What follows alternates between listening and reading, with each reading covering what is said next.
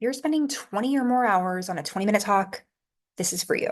Let's be clear that over preparing is not a time issue. It's actually a confidence issue. And at the root of it, a self-trust issue. So we're going to take a moment here to unpack exactly what that means and what you can do to get that self-trust back up and running so that you're able to create those presentations in record time and actually deliver them in a way that's compelling and meaningful for people on the receiving end. So let's say that you have been preparing for this presentation for weeks or months. You've known that it's coming, or maybe you just got the memo. Okay, it's time to present on this in 2 weeks.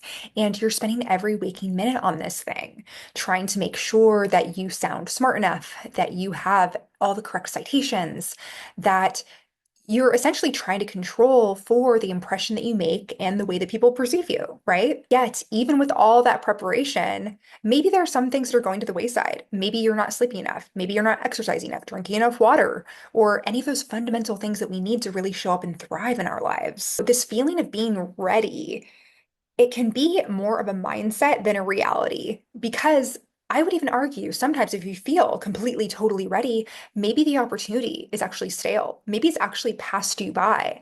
There's some exhilaration in preparing and being confident, like, okay, I got this. Let's go. Versus like, oh, I don't know, let me try all these things. I'll do all this research and then okay, all right, now I'm ready. Do you see the difference in that? And maybe you've seen yourself in a little bit of both scenarios, but for our purposes today, we're going to focus a bit more on this latter way of being, where nothing is quite enough. And then you'd think with all that preparation, then the presentation will go swimmingly. Maybe it does, or maybe it still doesn't, because that sense of self-trust isn't instilled. This pattern can be really common with high achieving professionals, whether you're entrepreneurial, ultimately have super big hearts, but sometimes get stuck in their heads. And let's go into the reasons why you may be over preparing. There's the fear of not being good enough. There's this idea that, okay, if I put in more time, energy, and effort than anyone else, then I guess I'm better. Or at least I'll meet them there. So this is also a game of comparison, which the fear of not being good enough for who? For what? It's time to understand that if you are in a given field, there are always going to be people that are more established than you in that company, in that field. There are always going to be people that maybe have something to learn from you. Always. To really ground yourself into that and know that there are people that are going to learn something from your presentation. And maybe it's just the way that you frame it. It's not about having someone have light bulb aha moments throughout your entire presentation, but it's about if people can walk away with at least one nugget of wisdom, one reframe that really blows their socks off and allows them to do something new in their lives, then you have won. The second is wanting to control audience perception. Isn't there a power if you could wave a magic wand and be like, I want everyone to like me. I want everyone to think I'm smart. I want everyone to think da da da da, fill in the blank. What a cool power that would be. And perhaps you try to have that power by preparing to the point of oblivion because you think, oh, well, I assume if I prepare this much, then people are going to think I'm really smart and really great, and then they'll like me, and then maybe I'll make more money.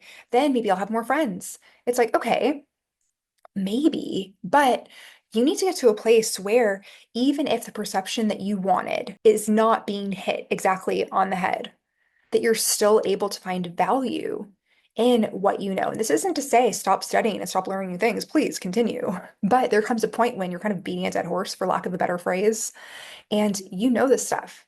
And it's time to actually move forward and do something new with it. Or even time to just let it go and be like, oh, great, I drafted the presentation.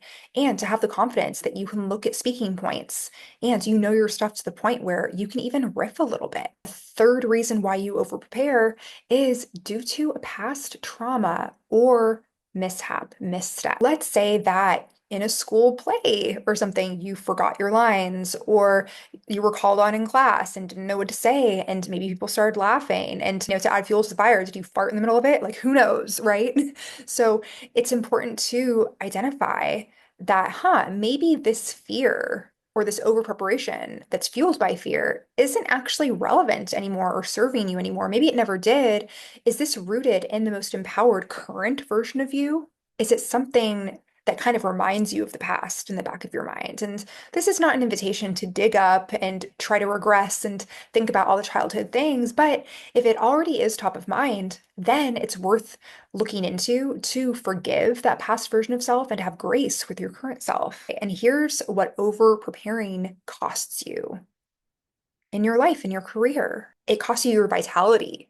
Burnout is something that will happen because whenever you need to give a talk, it's simply not sustainable to spend 20 hours on a 20-minute talk. Think about how many times as a public speaker you would ideally like to be on stage or even like to be able to, in a room, if there's an opportunity to give an impromptu talk.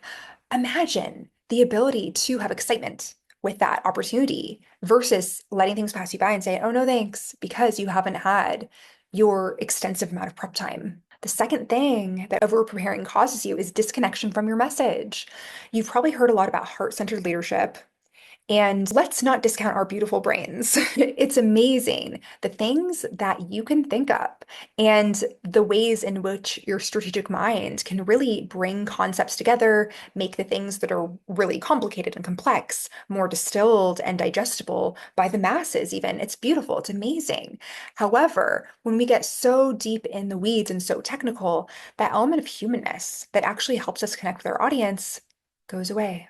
So, this is your invitation to allow yourself to be imperfect. We can still be polished, so it's not about perfection. It's about knowing when enough is enough. The third thing that overpreparing in your presentations causes you is your present. Because if you are memorizing every single line and you're on a script that there's no deviation that's possible, what if someone asks you a question during the presentation? What if something unexpected happens and you lose your train of thought and you're wondering, wait, what was the last trigger word for that word?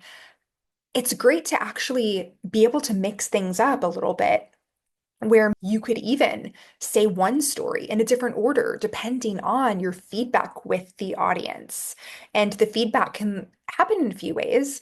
It can happen with people actually speaking, if you do allow that type of back and forth with people raising hands and all of that, or when you ask questions, hey, raise up hands for this. Let's say that typically you get a certain response, it's like 70% yes for this, 30% no, but then it flips. You've got to be able to ad lib. You've got to be able to be present enough with the information and trusting and confident enough in your stuff that you can meet the audience where they're at instead of trying to fit them in to a one size fits all funnel that doesn't feel good.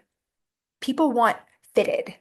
They don't want like, here, put this on. It works for everyone. Or if it doesn't, there's something wrong with them, right? And here are four things that you can do instead that will help you get out of this over preparing loop and get out there and speak more and connect with people more. The first is preparing for connection and not perfection. So let's be clear. As I said earlier, this is not about saying everything with zero disfluencies and having this sort of static, sterile appeal. No, people like when you have different intonations in your voice. People like when you have an expressive face. And it doesn't need to be totally over the top. But if you find that you're more reserved and restrained and holding back when you public speak, this is not the time for that. Allow yourself to be how you are with friends. The second is practice talking points, not a word by word script. Okay, so we did go over this a little bit earlier, but I'd like to really emphasize this point that when you know your stuff, maybe there's a certain percentage that you want to be sure that you throw out there to establish greater credibility when citing a certain study. Have an image and it triggers and sparks a story for you where it's a picture of a cat and there was an experience that you had with your cat that helps you illustrate a point, for example. The third is to be in your body when you're rehearsing, not just in the words. And what I mean by this is really feel the weight of what you're feeling. If you're telling a story that could be a bit sad, be mindful of how you're sharing it. Are you really jovial and like, oh yeah, and then this horrible thing happened? No, make sure that everything is matching up. We don't just want to be this Stepford wife-esque Like, okay, here's the story, and I'm the unbiased narrator. I mean, there's a time and a place for that, but allow yourself to be human and to have some emotion. You don't need to be crying all over the place if there's a sad story, but if that's natural to you and you can still speak through it, then maybe that's a part of the presentation.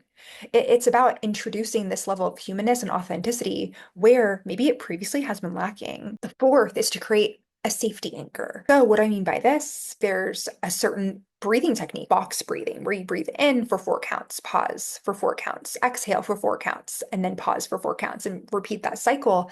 That can really help alleviate pent-up anxiety. Maybe there's a certain object where it represents power color that you wear, and you know, oh yeah, this is when the confident version of self, like more so than any other time, is present, is here because I'm wearing the thing.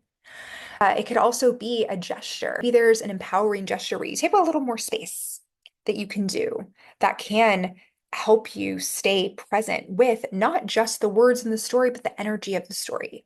Because, as Maya Angelou says, people don't always remember what you said, they remember how you made them feel. Okay, wrapping things up, you don't need more preparation. You need to have more self-trust. And your presence is way more powerful than your polish. And I'd love to encourage you to stay connected with me. I create content like this on the regular.